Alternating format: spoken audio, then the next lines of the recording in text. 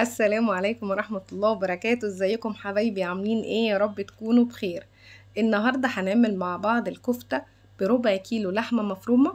هعلمك ازاي تعملي منها مقدار كبير تقدري تطلعي منها كفتة للشوي وكفتة للقلي. بس قبل ما نبدأ الفيديو، لو مش مشتركة في القناة ياريت تشتركي وتفعلي الجرس عشان يوصلك فيديوهاتي، ولايك وشير للفيديو عشان يوصل لأكتر عدد من الناس يستفادوا منه. يلا بينا نشوفوا مقاديرنا.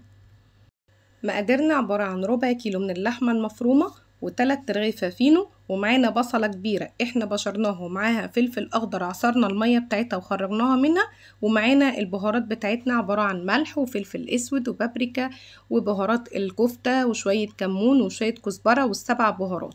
ومعانا هنا معلقتين كبار من دبس الرمان. مفيش، هتاخدي معلقتين من العسل الاسود وتعصري عليهم ليمونة، يعني ما توقفيش وصفتك. هنبدأ دلوقتي ناخد ربع كوباية صغيرة من اللبن، وبسقي بيها العيش الفينو بتاعي ده، وهبتدي ان انا ادعكه كويس قوي في اللبن عشان يشرب ربع الكوباية دي، يعني باعتبارها حوالي 3 معالق كبار من اللبن. بس هبتدي ان انا اهرس العيش بشوية من البهارات بتاعتي. مش باخدهم كلهم، انا باخد بس جزء منهم وادعكهم كويس قوي كده. انتي لو في الكبة هتسهلي على نفسك، يعني انتي ممكن تحطي اللي انا بعمله ده في الكبة وتفرميه، هيكون احسن بكتير طبعا.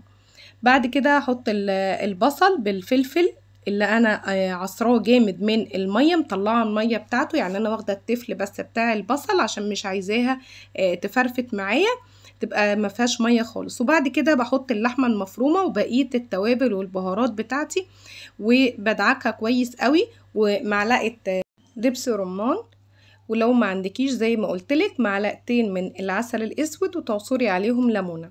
هندعك بقى طبعا المكونات دي كلها معانا او تضربيها في الكبه. وبعد كده هبتدي ان انا اصبع الكفته. انا دلوقتي عندي العصايه دي بصبع عليها الكفته. لو ما عندكيش تقدري تجيبي المقوره بتاعت البتنجان والكوسه، تقدري تعملي بيها نفس الوصفه دي كده، يعني ما توقفيش وصفتك، وتقدري ان انت تستغني عنها خالص وتعمليها كفته مقفوله، مش شرط ان انت تعمليها مفتوحه كده. بعد كده هبتدي اعمل الشكل تاني للكفته اللي هي اللي انا هقليها. بجيب كور صغيره وببططها كده واحطها علشان اقليها، يبقى انا كده عملت الصنفين.